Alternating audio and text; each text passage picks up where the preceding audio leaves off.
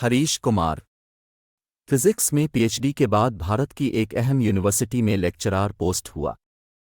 हिंदू धर्म से पहले ही मतनफ़िर था। 1986 लंदन में दौरान तालीम स्टीफन हॉकिंग्स के लेक्चर्स और कुतुब से ऐसा मुतारफ़ हुआ कि खुदा का ही मुनकिर हो गया, और ऐसा मुनकिर के बड़े बड़े मुस्लिम, ईसाई और यहूदी उलमा से भरपूर मुबाहिसा करता, यहाँ तक कि डॉक्टर जाकिर नाइक भी मुझे कायल न कर सके।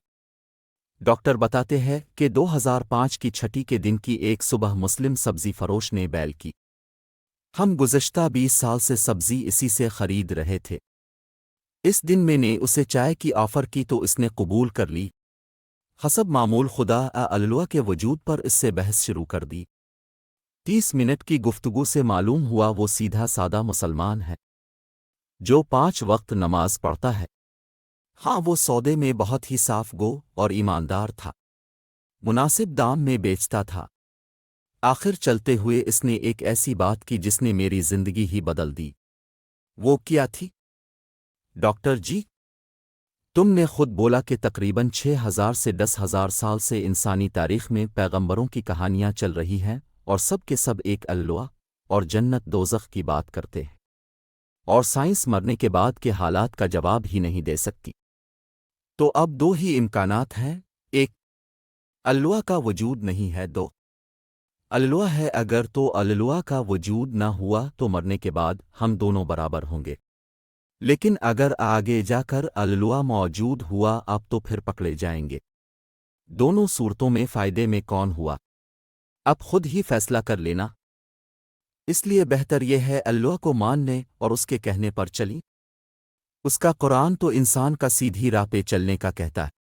मैंने सारी ज़िंदगी प्रॉबबिलिटी के लेक्चर्स दिए, लेकिन इसके जाने के बाद सोचा कि इस प्रॉबबिलिटी की तरफ तो कभी मेरा ध्यान ही नहीं गया कि दोनों सूरतों में अल्लाह को मानने वाला फ़ायदा में है।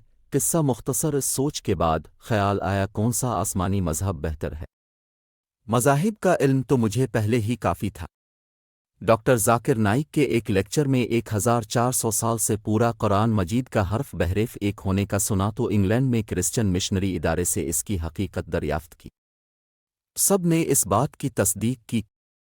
अल्हम्दुलिल्लाह आज मुझे और मेरे सारे घर को मुसलमान हुए 15 साल हो गए। मैं इस्लामी तालीमात के लिए केराला शिफ्ट हो गया। मेरी 3 बेटियां हाफिज कुरान हैं और अल्लाह करीम ने मेरी ज़िंदगी ही बदल दी। लेकिन इस सब्ज़ी वाले अब्दुल अहद से दोबारा मेरी मुलाकात न हो सकी। लेकिन मैंने कबूल इस्लाम के बाद अपना नाम भी अब्दुल अहद रखा क्योंकि वो एक सच्चा मुसलमान था।